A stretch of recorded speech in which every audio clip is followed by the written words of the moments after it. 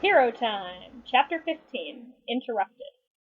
The group split after that, Al and Jen off to Jen's house in Varaxi's car so she could change out of her smoothie-stained clothes and throw them into the wash. They decided to head to the movies since Al had never been. He let Jen pick the movie. She went with a cheesy action flick she'd been wanting to see for a while now, and had a blast explaining what was happening to Al. Apparently they had something similar to it on Apollo 1, but it was mostly used for educational purposes in the castle. Al had spent most of his time in the palace learning the art of healing. Apollonites were beings distantly related to Anodites and healed through the use of mana manipulation. No Apollonite was quite strong enough to actually manipulate mana the way Gwen did. There were a select few who could use mana as a weapon and shoot it like arrows at an enemy. They were few and far between, and were trained as warriors from the discovery of their ability onward. Al was quite impressed when Jen told him about their recent discovery of their Anodite heritage. I would have loved to meet your grandmother and your grandfather. It is rare that an Anodite interacts with a non-energy being. Your grandfather sounds like he was extraordinary, just like his granddaughter. They were outside the theater, standing far too close. Jen blushed brightly as Al leaned even closer.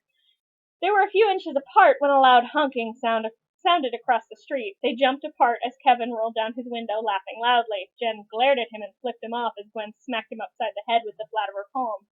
Sorry. He rubbed his head.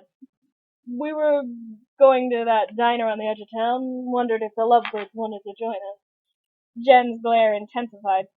My treat, Gwen offered as a placation, and Jen rolled her eyes, but she nodded and offered Al her hand. He took it with a smile, and they got into the back seat of the car. Kevin did try to make up for ruining their almost kiss at the diner. He paid, insisting on it when Gwen protested. He also acted like a complete idiot, which made both girls laugh, and confused Al, which just made them laugh harder. It was only when a car alarm started blaring distantly that he sobered. I know that alarm. He bolted from the booth, Gwen not far behind him. Jen glanced at Al and nodded, following her cousin, the alien prince's hand in hers. They found Kevin's car at the bottom of the dead-end cliff. Jen caught a glimpse of Cash and JT racing off into the trees at full tilt. The car itself was mostly undamaged. The back fender was dented, and the trunk had popped when it collided with a tree trunk. There were a few things scattered here and there from the trunk, some of it leading off in the direction Kevin had chased Cash and JT. Jen picked up the small black box from that morning. Glancing around, she frowned as Gwen looked over the contents of the trunk. Looks like they didn't get anything too dangerous. Jen shook her head. Gauntlet from this morning isn't here. Kevin swore loudly as he stormed back into the clearing.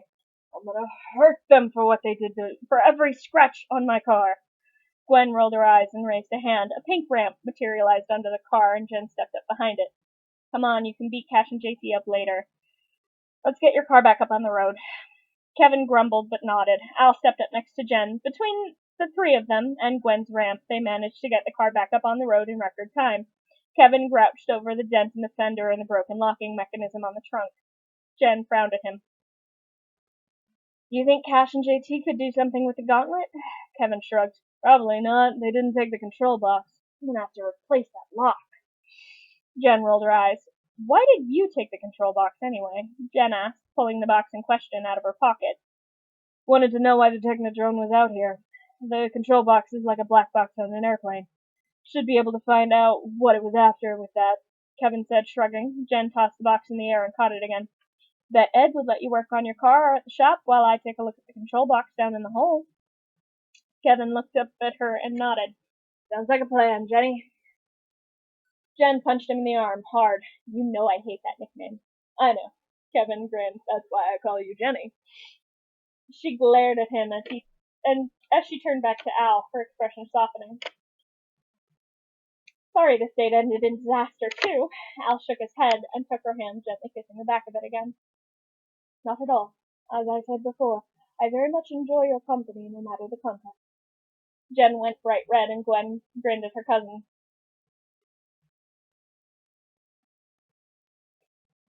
We should drop you back at your place, Al, then head to the hole. No making out in my back seat, though, Kevin said, grinning as he secured the trunk closed with two bungee cords. Jen's blush darkened, and she hid her face in her hands as Gwen turned to Kevin, frowning. What is making out? Al asked innocently, clearly unaware of the meaning of the Earth phrase. Jen squeaked and buried her head deeper into her hands. Gwen glared at Kevin for another moment before taking pity on the alien. He means kissing, Al. It's a human phrase that means passionately kissing. Kevin was barely containing his laughter at this point. Jen was fully hidden behind her hands, and Al's cheeks were glowing brightly through his ID mask. Jen kicked Kevin in the shin hard and got into the back seat as he swore and clutched his injured limb. Ow! Kevin rubbed his shin as Al slipped into the other side of the back seat. Gwen glared at the Osmosian. You know, you really are an ass sometimes, Kevin. Without another word, the redhead slipped into the passenger side and crossed her arms, waiting for Kevin. He blew out a breath and rolled his eyes. I was just teasing them, he muttered as he slid into the driver's side and clicked his seatbelt into place. Chapter 16. Lesson. They dropped Al off into Varaxi's care and headed to Ed's shop. Gwen offered to stay topside and help Kevin, and Jen rolled her eyes. She would admit that Kevin looked nice, but she was still a little caught up on the whole tried to kill her thing. But Gwen had always been more forgiving than her. She smiled as she stepped into the main hub of the hold, and the lights and computers came to life all around her. She sat in one of the rolling chairs in front of the main computer console and pulled the control box from her pocket. Using her feet to push her chair across the tiled floor, she slid over to the scanner and placed the control box into the device before it to life. Computer, give me a full scan on this, and please translate it to English for me. Any programming you find in it, please. The computer beeped, and code began to scroll across the main screens of the room. Jen slid back over to the main console and pulled up what she'd been working on the other day when Grandma Verdona had teleported in and kidnapped her. Well, maybe that was a bit strong. Was knocking someone into a mercifully dreamless sleep and dropping them off in their own bed in their own pajamas considered kidnapping?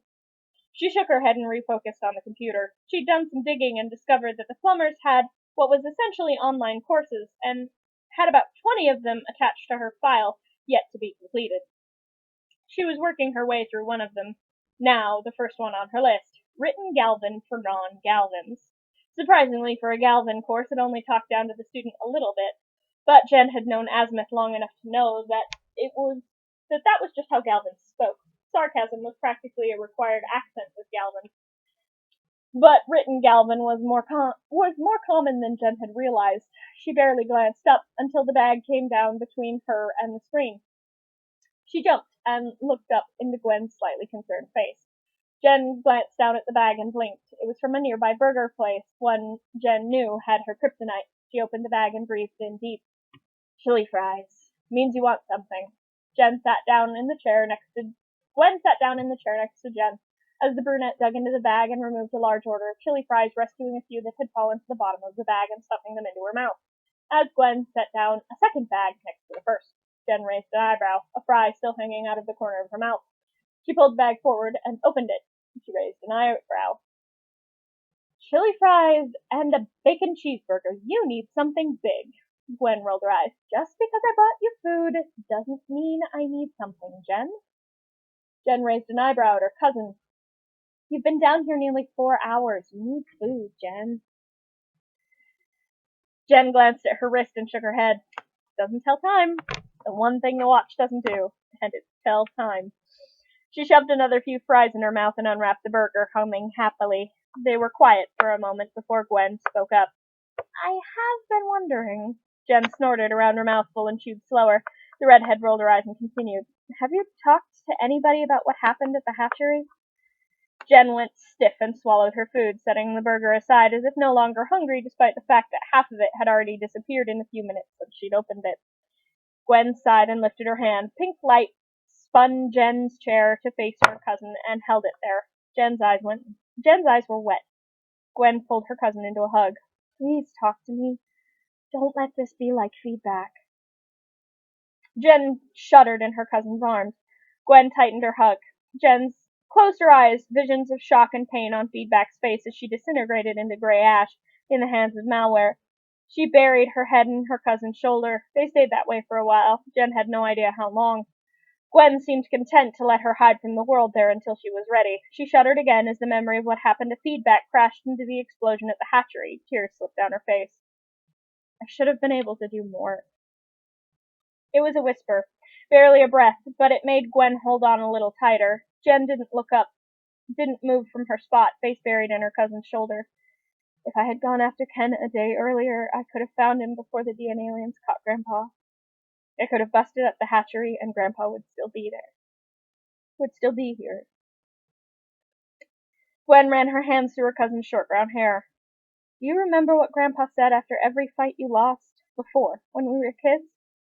Gwen felt fresh tears dripping onto her shirt. Every time we lose, every time we fail, we learn something. We need to learn from it. We can do this. We can stop them. But you can't take it all on alone. You won't be alone. You have me. Jen nodded. And me. It was spoken softly from the elevator, and Gwen glanced up. Kevin was standing by the elevator doors. He smiled slightly. I know I'm interrupting a moment, but there's a girl upstairs by the name of Julie asking for Jen. Jen pulled back from Gwen after one last squeeze and grabbed her food before turning back to the screen. Around a bite of burger, she spoke. Tell Jules I'll be up in a minute. I promised her some answers after what happened at the pier. Never really had the chance to sit down with her before now. She's getting a little antsy about it. And of course, there's her dog. Kevin frowned.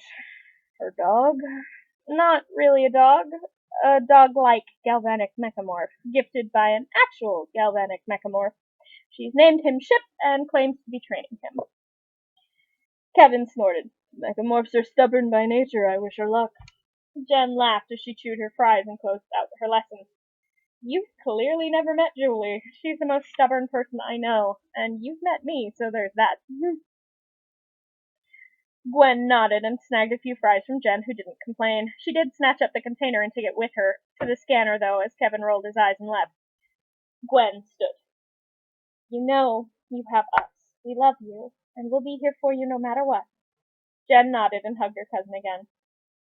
I know. I love you, Doofus. I love you too, Steve.